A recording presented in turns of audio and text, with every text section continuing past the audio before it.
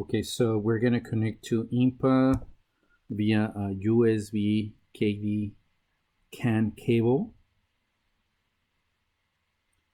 and we have two dots. That means we're connected to the car. We select E90 for this car, but let's say we don't know what car it is, so we go. I mean, at least we need to know it's E90. So, you know, but yeah, I guess you need to know that it's an E90. I guess that's the problem with the INPA. You don't know, if you don't know what card it is, then you're gonna have to go through a couple things. But I think the chassis will have a label, I guess, that's stating that it's in E90. I think we'll go through that, I guess, later. But for purposes of this video, let's say you don't know here what select, you don't know, and if it's an N51, N52. Also, it should have a label, but let's say you don't know. So what you do, you go to 90 functional jobs, double click, and then you go to F2, and it will tell you what computer do you have here. We have in this specific car, we have a DME that is E90 here on from the numbers left, on the left side you can see 12, number 12. It reads DME MSB 80, and we go back and we select again E90 engine. We select N51 or MSB MSB 80. Let's see, N51, right? Double click. We select MSB 80 for N51.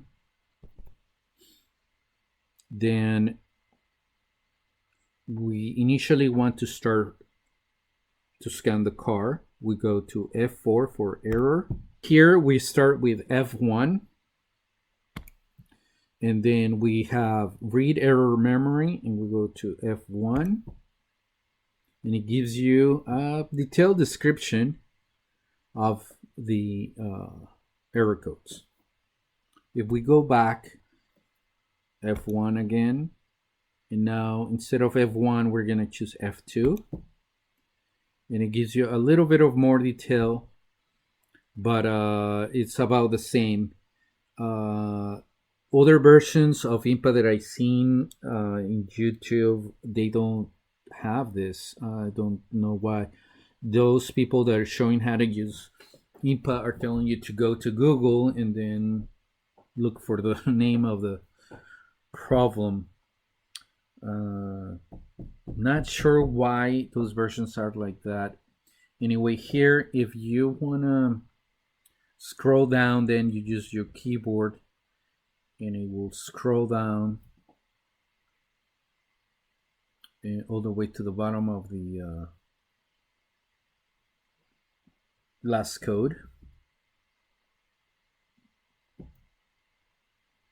We're going to the first code, which is the error 1, and you can see that, right? So this was the purpose of this video. I wanted to show you the difference of versions, but let's see, I think we can use number 3 too. Yeah, F1. It gives you the same information on a more detailed history wise, I think.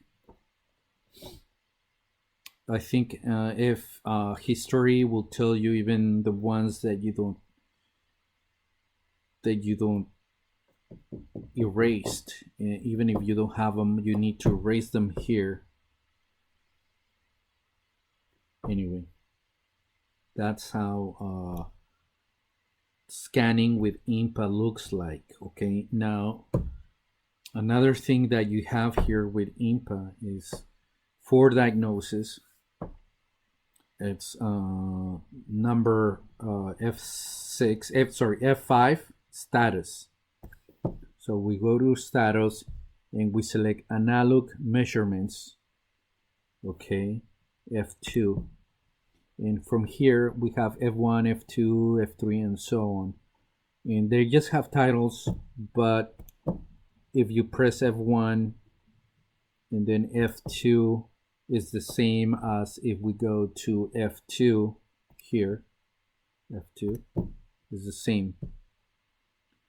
So let's see if I want to clear that up. I want to make sure, I want to clarify that. So we go to F5, we go to F2, right?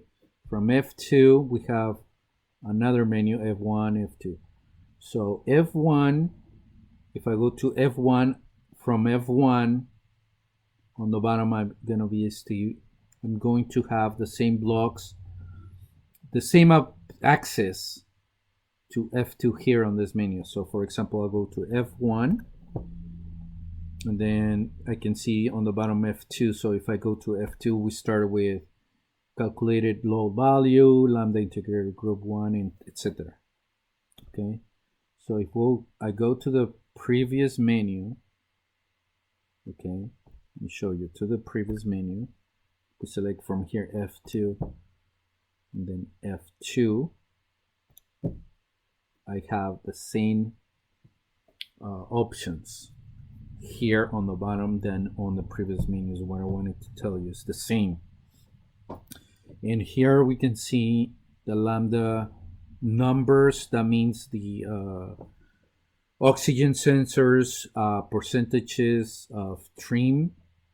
So this can help you, identify, when you have a code for oxygen sensor and it tells you failure on oxygen sensor, the number, and then the title saying that the oxygen sensor on bank 1 before catalytic converter is not working. So you confirm this by looking at the data. You turn the car on. If these bars are on the red, then that means it's wrong. There's not really, oh, I don't understand what these numbers mean. You really don't have to understand them on the beginning of, if you're a beginner and you don't understand what's going on, but you will see the difference. You will see that the three oxygen sensors have similar values, but the one on bank 1 before catalytic converter is not working. So also we will see here on ADC F4, we will see also the values in voltages. So this is the page that you want to read the oxygen sensors. As you can see, you have four values here, and that's what I wanted to show you. Also here you can read your voltage. You can see the battery here it's low, and that's why we have so many codes on this car.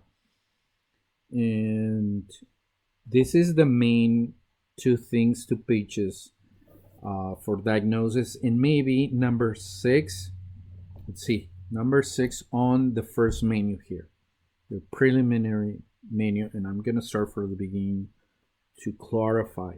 So we go to E90, again, engine, N51, and we select actuator activations, F6. And we have two options. On the first menu we have F1, and gives you the list of all the devices that you can activate. Your keyboard, you select F1 through F9 and then shift to F1 to F9 to select any device. And for example, F2 for the radiator fan. So we're gonna go there, and it gives you, and here I'm just gonna press F3 and see if we can hear it. Yeah, it's not gonna let me do it because the battery is too low. And also gives you the temperature. It's not gonna let me do it because we don't have enough electrical power. But this is how it works. For diagnose, you can diagnose a problem here with these three features that I showed you. If you want more details, I mean, this is the basic. This is the basic, most important pages. If you need more information of something else, but I think that's practically all the things that you can do with INPA. You can see it's a very complete scanner for BMW. And the main purpose of this video was to show you that you can actually not only have the code numbers, but you can have the description. Okay, see you later, N52 engine lovers.